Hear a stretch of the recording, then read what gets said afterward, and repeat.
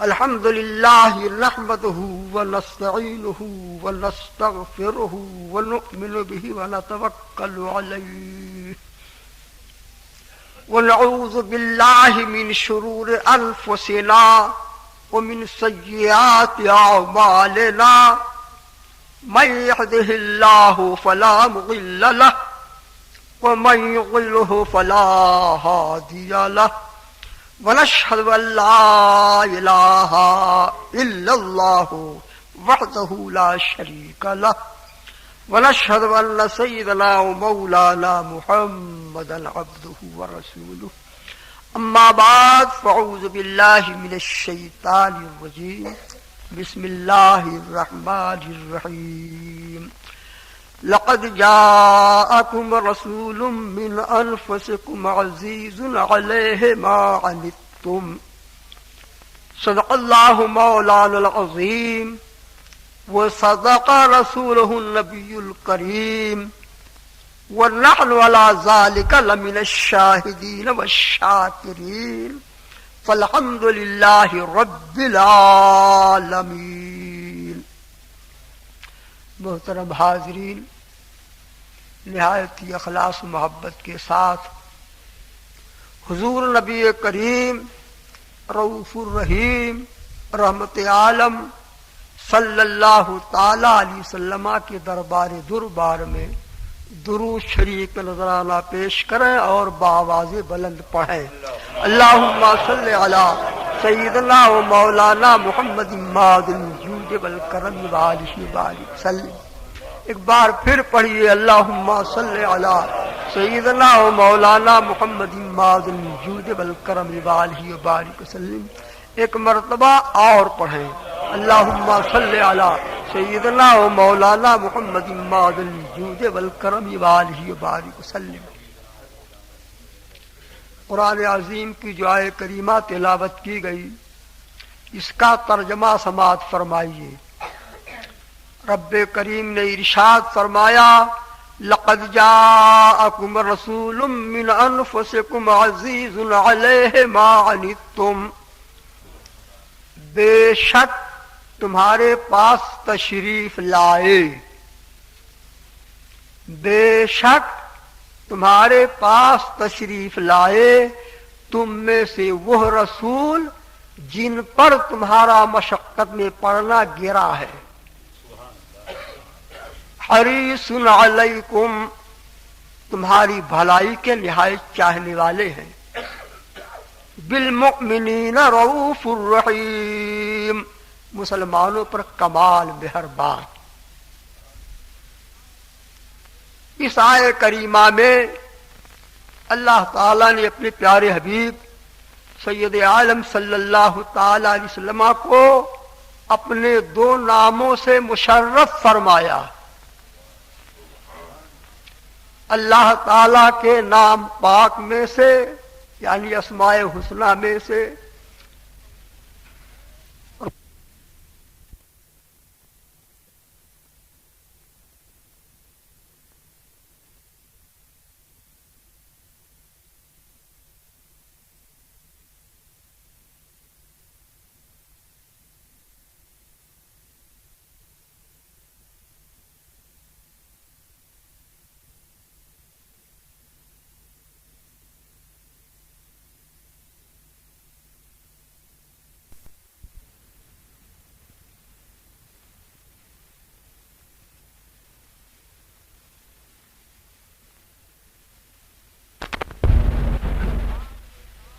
ننانوے نام اللہ تعالیٰ کے وہ ہیں کہ من احصاها دخل الجنہ.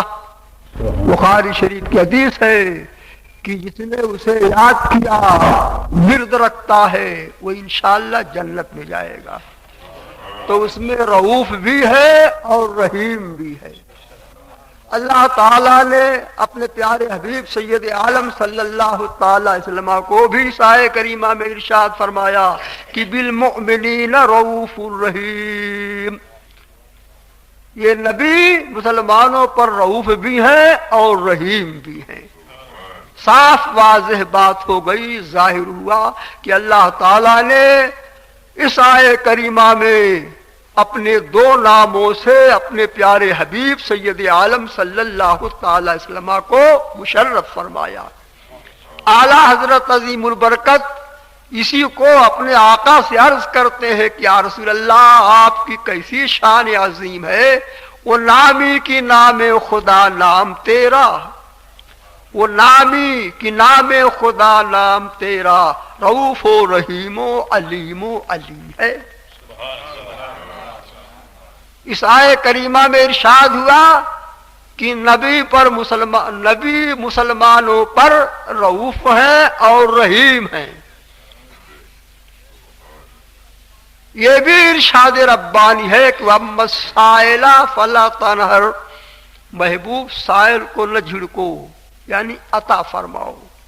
اعلیٰ حضرت عظیم البرکت انہی دونوں آئے کریمہ کے پیش نظر اپنے سرکار مدینہ کے تاجدار سے عرض کرتے ہیں یا رسول اللہ مومن ہوں اور مومنوں پر رؤوف الرحیم ہو، مومن ہوں اور مومنوں پر رؤوف الرحیم ہو، سائل ہوں سائلوں کو خوشی لا نہر کی ہے۔ ہمارے سرکار کیسے کریم ہے اپنی امت پر، کیسی کیسی عظیم عطائیں ہیں۔ ایک حدیث شریف آپ سماعت فرماؤ۔ ان انس رضی اللہ تعالی عنہ قال سألت النبی صلی اللہ تعالی علیہ وسلم ان یشفع لی یوم القیامہ فقال رسول اللہ صلی اللہ تعالی علیہ وسلم انا فاعل فقلت یا رسول اللہ این اطلبک یوم القیامہ فقال رسول اللہ صلی اللہ تعالی علیہ وسلم اطلبنی اول ما تطلبنی علی الصراط قلت یا رسول اللہ فإن لم ألقك على الصراط قال فاطلبني عند الميزان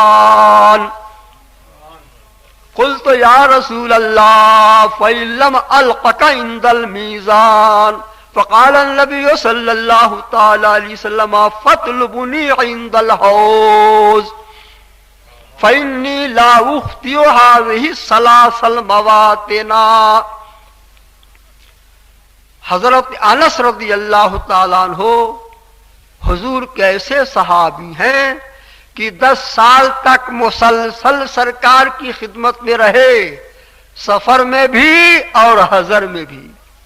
جتنے صحابہ ہیں وہ شمع نبوت کے سب پروانے ہیں، سب شہدائی ہیں، سب فدائی ہیں۔ حضرت انس 10 سال تک مسلسل حضور کی خدمت میں رہے، اور جو سرکار دو عالم صلی اللہ تعالی علیہ وسلم کی خدمت کا شرف پائے اس کا عظیم رتبہ ہوتا ہے۔ راس المفسرین امام المحدثین حضرت مولا علی قاری فرماتے ہیں رحمت اللہ تعالی علیہ کہ خدمت الصلحاء خیر من النوافل، سرکار کی امت میں جو صلحاء ہیں، علماء ہیں، اتقیاء ہیں، اولیاء ہیں، ان کی خدمت کرنے والا اس کا یہ حال ہوتا ہے کہ فرمایا کہ صلحاء کی خدمت کرنا نوافل سے بہتر ہے۔ تو جب صالحین کی خدمت کا یہ پھل ہے، یہ حال ہے، تو انبیاء کرام علیہم السلام کی خدمت کرنے والا کیسا عظیم رتبہ پاتا ہے، اور اس میں خیر الانبیاء کی کیا شان ہے کہ ان کا سچا خادم کیسا ہوتا ہے۔ سچ کہا کہنے والے نے ہے شاہوں کو بھی وجہ نیک نامی، ہے شاہوں کو بھی وجہ نیک نامی، شہ خوبا تیرے در کی غلامی۔ سرکار کی بارگاہ کا جو غلام ہو جائے، سچا شیدائی فدائی ہو جائے، خادم ہو جائے، خدمت میں لگا رہے، وہ اپنے وقت کا تاجدار ہوتا ہے، اپنے وقت کا سلطان ہوتا ہے۔ حضرت انس رضی اللہ تعالیٰ عنہ نے سرکار سے سوال کیا، مانگا، سبحان اللہ، ہمارے سرکار مدینہ کے تاجدار کی وہ شان و شوکت ہے کہ صحابہ کرام تو سرکار کی بارگاہ میں حاضر رہتے ہی تھے، چہرے پاک کی زیارت سے مالا مال تھے، جو چاہتے تھے عرض کرتے تھے، لیکن اس امت میں جو خیار ہیں، جو ابرار ہیں، ان کا یہ حال ہے کہ ہر دور میں اپنے آقا سے مانگتے ہیں اور چاہتے ہیں۔ حضرت انس رضی اللہ تعالیٰ عنہ نے مانگا اور سب مانگتے ہیں، اور سرکار نے تو فرما دیا ہے، حدیث شریف میں تو یوں آیا کہ ہمارے سرکار کی عادت کریمہ سنو کیا تھی، تو ارشاد فرمایا ما سئل النبی صلی اللہ تعالی علیہ وسلم عن شیء قط فقال لا، رسول کریم سے کبھی بھی کسی چیز کا سوال ایسا نہیں ہوا کہ حضور نے سائل کو لا فرمایا ہو، نہیں فرمایا ہو۔ زبان مبارک سے حضور نے کسی کو نہیں فرمایا ہی نہیں۔ اعلیٰ حضرت عظیم البرکت اس کو یوں کہتے ہیں، یہ فرماتے ہیں کہ ہم بھکاری وہ کریم، ان کا خدا ان سے فزوں۔ ہم تو اپنے سرکار مدینہ کے تاجدار کے بارگاہ کے بھکاری ہیں، ہمارے سرکار کریم ہیں، اور ان کے رب کے کرم کی تو انتہا ہی نہیں ہے۔ ہم بھکاری وہ کریم، ان کا خدا ان سے فزوں، اور نہ کہنا نہیں عادت رسول اللہ کی، تو رسول اللہ کی عادت نہ کہنے کی نہیں ہے۔ اسی لیے تو فرماتے ہیں کہ میں نے قیامت کے میدان میں بخشش میری ہو جائے، سرکار شفاعت کر دیں، یہ میں نے چاہا رسول کریم سے، لیکن رسول کریم نے یہ نہ ارشاد فرمایا۔ قیامت کے میدان میں تو انبیاء کرام علیہم السلام بھی نفسی نفسی کہتے ہوں گے، ایسی بات کا مجھ سے سوال کر رہے ہو؟ جی نہیں، جیسے عرض کیا ویسے رسول کریم نے ارشاد فرمایا انا فاعل، میں تمہاری شفاعت کروں گا۔ تو قیامت میں نجات ہو جائے، کامیابی ہو جائے، یہ امت کے جو علماء ہیں، اولیاء ہیں، پیارے مصطفیٰ سے ہر دور میں چاہتے رہے، اب بھی عرض کرتے ہیں، عرض کرتے ہی جائیں گے۔ 14ویں صدی کے عظیم مجدد امام اہل سنت اعلیٰ حضرت عظیم البرکت رضی اللہ تعالیٰ عنہ سرزمین بریلی شریف سے عرض کرتے ہیں، بریلی شریف ہی سے عرض کرتے ہیں اپنے آقا کی بارگاہ میں، یا رسول اللہ تمنا ہے فرمائیے روز محشر، تمنا ہے فرمائیے روز محشر، یہ تیری رہائی کی چٹھی ملی ہے۔ سرکار خواہش تو یہ ہے کہ قیامت کے میدان میں مجھ کو سند عطا فرما دے کہ میں جہنم سے آزاد کر دیا گیا، اور یہی فرما دے یہ سند تم کو دی جاتی ہے۔ تو سبحان اللہ، جن کی نظر آخرت پر ہے، جو آخرت کی کامیابی چاہتے ہیں، وہ مصطفیٰ سے ہر دور میں مانگتے ہیں، وہ دنیا کے متعلق کچھ سوال نہیں کرتے، دنیا کی دولت، دنیا کا منصب یہ نہیں مانگتے۔ تو حضرت انس رضی اللہ تعالیٰ عنہ نے مانگا اور سرکار نے عطا فرمایا۔ دیکھو، نہ ملنے کی دو ہی صورتیں ہوتی ہیں، آپ کسی سے کسی چیز کا سوال کریں، کچھ آپ مانگیں، وہ نہ دینا چاہے تو دو ہی شکل ہوتی ہے، ایک تو یہ کہ صاف انکار کر دیا جائے کہ ہم تمہیں نہیں دیں گے، لا جس کو کہتے ہیں نہیں، اور دوسری بات یہ ہے کہ انکار تو کرنا چاہتے ہیں مگر صاف طور پر انکار نہیں کر رہے ہیں، پردے میں انکار ہی کرتے ہیں، شرط لگا دیا فلاں مقام پر تم پہنچو، ہم پہنچ رہے ہیں، اگر وہاں ہم تم کو پا جائیں گے تو تم اپنے مطلوب کو پہنچو گے، یا یہ کام کر دو تو تمہیں دیا جائے گا، تو شرط لگائی جا رہی ہے۔ تو مصطفیٰ پیارے کی بارگاہ میں نہ تو نہیں ہے کہ انکار کر دیا جائے، نہ اگر مگر کی شرط ہی ہے۔ جب دونوں باتوں میں سے ایک نہیں ہے تو سائل ضرور پائے گا۔ اسی کو اعلیٰ حضرت عظیم البرکت فرماتے ہیں کہ مانگیں گے مانگے جائیں گے، منہ مانگی پائیں گے، مانگیں گے اور مانگے جائیں گے، منہ مانگی پائیں گے۔ سرکار میں نہ لا ہے نہ حاجت اگر کی ہے، وہاں لا بھی نہیں ہے، انکار بھی نہیں ہے، اور کوئی شرط بھی نہیں ہے، تو مصطفیٰ ضرور عطا فرمائیں گے۔ حضرت انس رضی اللہ تعالیٰ عنہ کو سرکار نے فرمایا تمہاری شفاعت کروں گا، تو حضور کا یہ فرما دینا ہی ان کے لیے عظیم سند مل گئی، یہی وہ کامیاب ہو گئے۔ سرکار نے ان کو فرما دیا۔ عرض کیا یا رسول اللہ قیامت کے میدان میں عظیم بھیڑ ہوگی، دنیا میں جتنے آئے ہیں سب کے سب وہاں موجود ہوں گے، تو سرکار قیامت کے میدان میں اس عظیم بھیڑ میں اس جنب غفیر میں کہاں آپ کو پاؤں گا، کہاں تلاش کروں یا رسول اللہ؟ تو سرکار نے ارشاد فرمایا سب سے پہلے مجھے پل صراط پر دیکھ لینا۔ عرض کیا یا رسول اللہ اگر پل صراط پر آپ کو نہ پاؤں تو پھر کہاں تلاش کروں؟ ارشاد فرمایا فطلبنی عند المیزان، میزان عدل کی طرف چلے آنا، وہاں تلاش کر لینا۔ عرض کیا یا رسول اللہ وہاں بھی نہ پاؤں تو پھر کہاں ڈھونڈوں؟ تو سرکار نے ارشاد فرمایا حوض کوثر پر دیکھ لینا۔ اتنا فرمانے کے بعد پیارے حبیب نے سلسلہ ختم فرما دیا، فرمایا کہ انہی تینوں مقام میں سے کسی مقام پر پا جاؤ گے۔ اس لیے حضرت انس نے اب سوال نہیں کیا کہ حضور اگر حوض کوثر پر نہ پاؤں تو پھر کہاں تلاش کروں؟ حضور نے خود ہی ارشاد فرمایا یا تو پل صراط ہے، یا میزان عدل ہے، یا حوض کوثر ہے، کہ میری امت ان تینوں مقاموں پر ہوگی، اور کٹھن مقامات یہ ہیں تو ان پر میں کرم فرماتا ہوں گا۔ سرکار یہ نے ارشاد فرمایا، حضور نے جس ترتیب سے بیان فرمایا کہ پہلے حوض کوثر کا، پہلے صراط کا بیان فرمایا، پل صراط کا، اور پھر میزان عدل کا، پھر حوض کوثر کا، اسی ترتیب سے تینوں مقام ہیں۔ ان میں سب سے اہم پل صراط ہی ہے۔ کوئی یہ نہ خیال کرے کہ آخر ایک پل ہی تو ہے، جیسے دنیا کے بہت سے پل ہوتے ہیں ایک پل وہ بھی ہے۔ دنیا کا کون سا پل ہے جو اس کے مقابلے میں ہوگا؟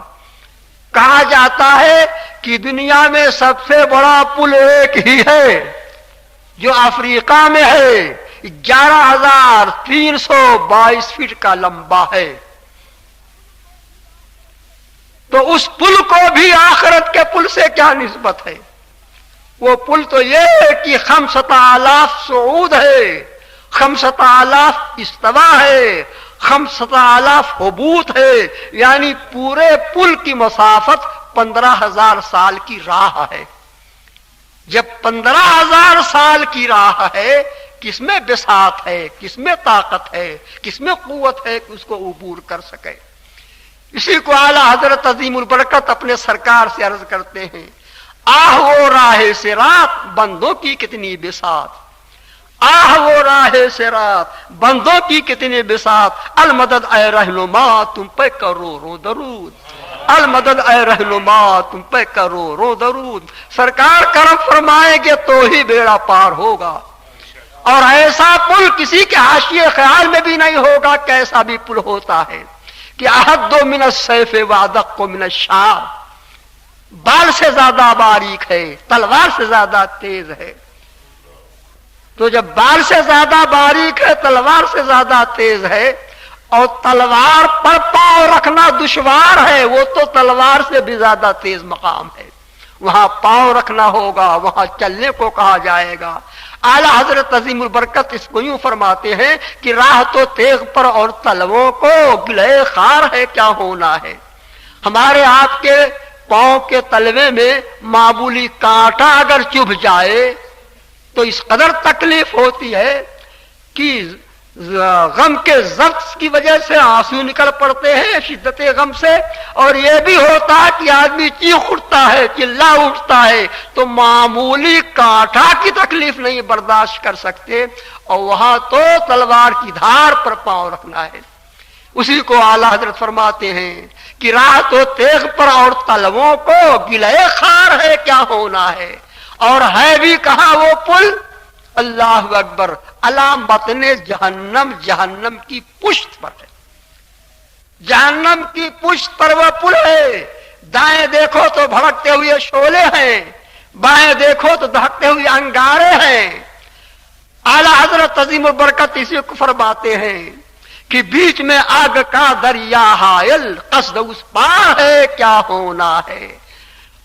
یہی راہ ہے، کس راہ کو کسی نے طے کر لیا وہ کامیاب ہوا، جنت میں پہنچ گیا۔ اللہ اکبر، قیامت کے میدان کا یہ عظیم پل ایسا عظیم پل ہے کہ جب تک پیارے آقا کرم نہ فرمائیں گے سب کے لیے عظیم خطرہ ہے۔ مصطفیٰ جس کو چاہے گے اس کے لیے آسان ہے۔ ہمارے سرکار مدینہ کے تاجدار نے ارشاد فرمایا کہ میری امت جب پلسرات پر ہوگی تو ان میں کیسے کیسے لوگ ہوں گے، بعض کا کیا حال ہوگا، تو فرمایا اذا اسف الصراط بامتی نادوا محمدا ہوا محمدا فبادروا من شدت اشفاقی علیہم وجبریل آخذ بحجزتی فونادی رافعا صوتی رب امتی امتی لا اسألک اليوم بنفسی ولا فاطمة ابنتی والملائکۃ قیاما عن یمین الصراط وعن یسارہ رب سلم سلم۔ اس کا ترجمہ یہ ہے کہ حضور ارشاد فرماتے ہیں کہ پلسرات پر جب جانے کا وقت آئے گا، پاؤں رکھنے کا وقت آئے گا، تو میری امت کیسے بھی افراد ہوں گے کہ عرض کر رہے ہوں گے سرکار کرم کیجئے، آقا عظیم خطرہ ہے۔ اعلیٰ حضرت اس کو یوں فرماتے ہیں رحمت للعالمین تیری دہائی دب گیا، رحمت للعالمین تیری دہائی دب گیا، اب تو مولا بے طرح سر پر گناہ کا بار ہے۔ سرکار کی بارگاہ میں صبر کرتے ہوں گے۔ ہمارے آقا ارشاد فرماتے ہیں جب مجھے پکاریں گے تو فوبادرو میں جلدی کروں گا، جلدی پہنچنا چاہوں گا، کیونکہ میں اپنی امت پر بڑا شفیق ہوں، لے شدت اشفاقی علیہم، بہت شفیق ہوں، بڑا کریم ہوں، بڑا رؤوف ہوں، بڑا رحیم ہوں، اس لیے میں جلدی کروں گا۔ مولانا حسن رحمت اللہ علیہ فرماتے ہیں کہ ہمارے سرکار جلدی فرمائیں گے تو فرماتے ہیں کہ ہزار جان فدا نرم نرم پاؤں سے، ہزار جان فدا نرم نرم پاؤں سے، پکار سن کے غریبوں کی دوڑتا ہوگا۔ پیارے مصطفیٰ رب کریم کی بارگاہ میں امت کے لیے دعا گو ہوں گے، اور جب سرکار دعا کرنے لگیں گے تو پلسرات کے دائیں جتنے ملائکہ ہوں گے، پلسرات کے بائیں جتنے ملائکہ ہوں گے، سرکار کو دیکھیں گے دعا میں مشغول ہیں تو ملائکہ بھی دعا کرنے لگیں گے۔ بخاری شریف کی حدیث ہے اس روز کا یہ حال ہوگا جب مصطفیٰ دعا گو ہوں گے تو فرمایا وہ کلام الرسول یومئذ اللہم سلم سلم، وہ دعا الرسول یومئذ اللہم سلم سلم، جتنے نبی ہیں جتنے رسول ہیں سب دعا گو ہوں گے۔ ہمارے سرکار امام الانبیاء ہیں، اور امام جب دعا کرتا ہے تو مقتدی بھی دعا میں مشغول ہوتے، ہاتھ اٹھ جاتے ہیں۔ ہمارے سرکار جب دعا کرنے پر آئیں گے تو میدان قیامت کا نقشہ ہی بدل جائے گا۔ سبحان اللہ، ایسا نقشہ بدلے گا میدان قیامت کے۔ سرکار کی امت کے وہ اخیار ہیں، اولیاء کرام ہیں، صلحاء اور صالحین ہیں، میاں ان کے گزر کا تو عجیب عالم ہوگا۔ حدیث میں ارشاد فرمایا کہ جب یہ گزر فرمانے کو ہوں گے اور پل صراط پر پہنچیں گے، اپنے پاؤں کو رکھنا چاہیں گے تو پل صراط سے جہنم سے ایک صدا بلند ہوگی، جز یا مومن، جز یا مومن فقد اطفا نور ایمان کا لہبی، اے مرد مومن جلدی سے گزر جا، تیرے سینے میں نور ایمان ہے، اس نور ایمان سے جہنم کے شعلے سرد پڑ رہے ہیں، جہنم سرد ہو جائے گی، جلدی سے گزر جا۔ اعلیٰ حضرت عظیم البرکت اسی مقام فرماتے ہیں کہ جب جہنم سے صدا آئے گی کہ تیرے سینے میں جو ایمان ہے اس کے انوار کا یہ عالم ہے کہ جہنم سرد ہو جائے گی، تو سرکار کی محبت جس کے سینے میں ہے، ایمان لایا، وہ کیا عالم ہوگا۔ تو اعلیٰ حضرت نے فرمایا عشق تیرے صدقے جلنے سے چھٹے سستے، عشق تیرے صدقے جلنے سے چھٹے سستے، جو آگ بجھا دے گی وہ آگ لگائی ہے۔ سینے میں عشق نبی کریم کی ایسی آتش روشن ہے کہ جہنم کے شعلے سرد پڑ رہے ہیں۔ سبحان اللہ سبحان اللہ، مرد مومن کا یہ حال ہوگا۔ اللہ اللہ، یہیں پر شیخ محقق مولانا شاہ عبدالحق محدث دہلوی رحمۃ اللہ علیہ ایک عظیم بات ارشاد فرماتے ہیں۔ ان کی ایک کتاب ہے زبان فارسی میں جس کا نام ہے تکمیل الایمان، بخاری شریف میں تو یہ ہے کہ تمام انبیاء کرام بھی پل کو پار کریں گے، ہمارے سرکار آگے آگے ہوں گے، انبیاء کرام پیچھے ہوں کہ سب عبور کریں گے پل کو۔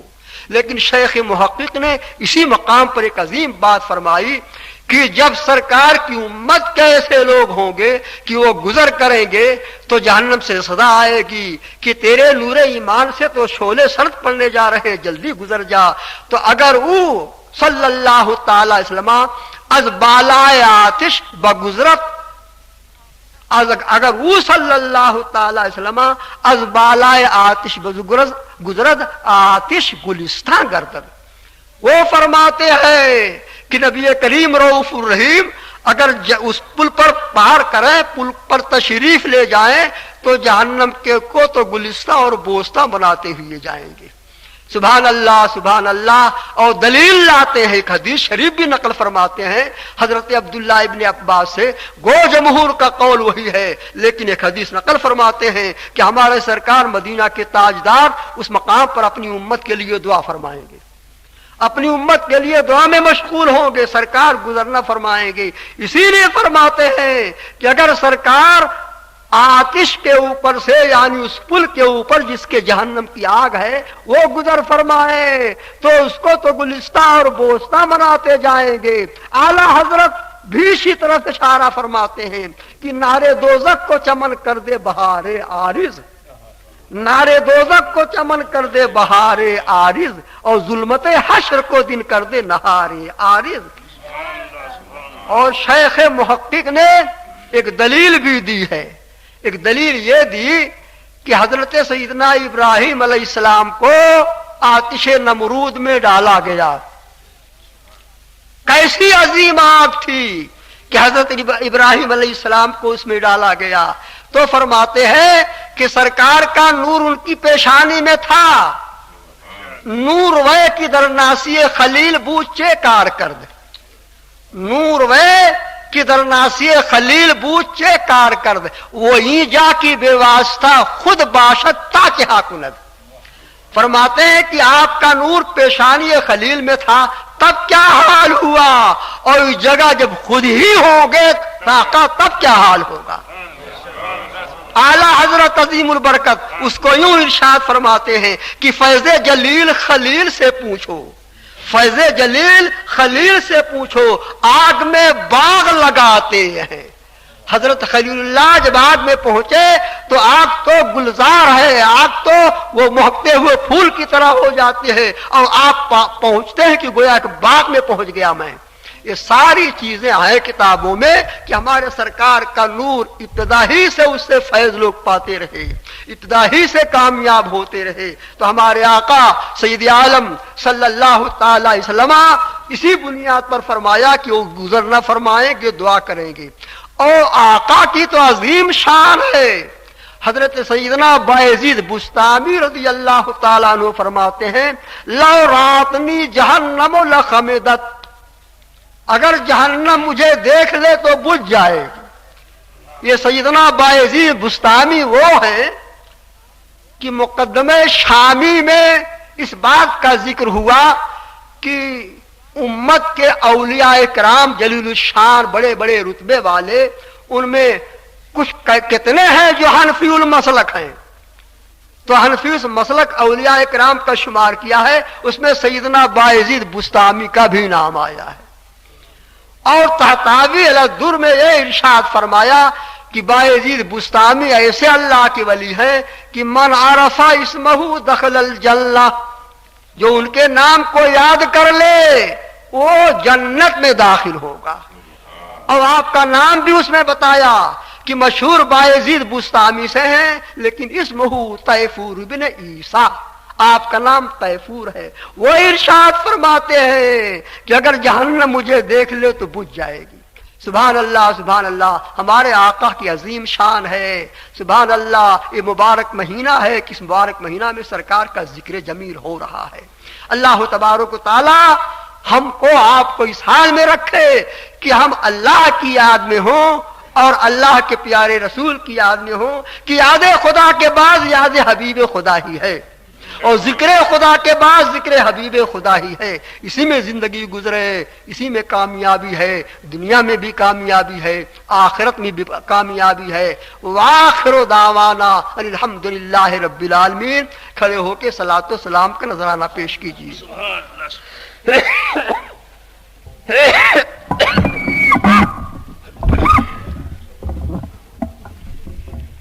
مصطفیٰ جان رحمت پہ لاکھوں سلام. مصطفیٰ جان رحمت پہ لاکھوں سلام. شمع بز میں ہدایت پہ لاکھوں سلام. شمع بز میں ہدایت پہ لاکھوں سلام. شہر یار ارم تاجدار حرم. شہر یار ارم تاجدار حرم. نو بہار شفاعت پہ لاکھوں سلام. نو بہار شفاعت پہ لاکھوں سلام. ہاتھ جس سمت اٹھا غنی کر دیا. ہاتھ جس سمت غنی کر دیا. موجے بحر سماعت پہ لاکھوں سلام. موجے بحر سماعت پہ لاکھوں سلام. کاش محشر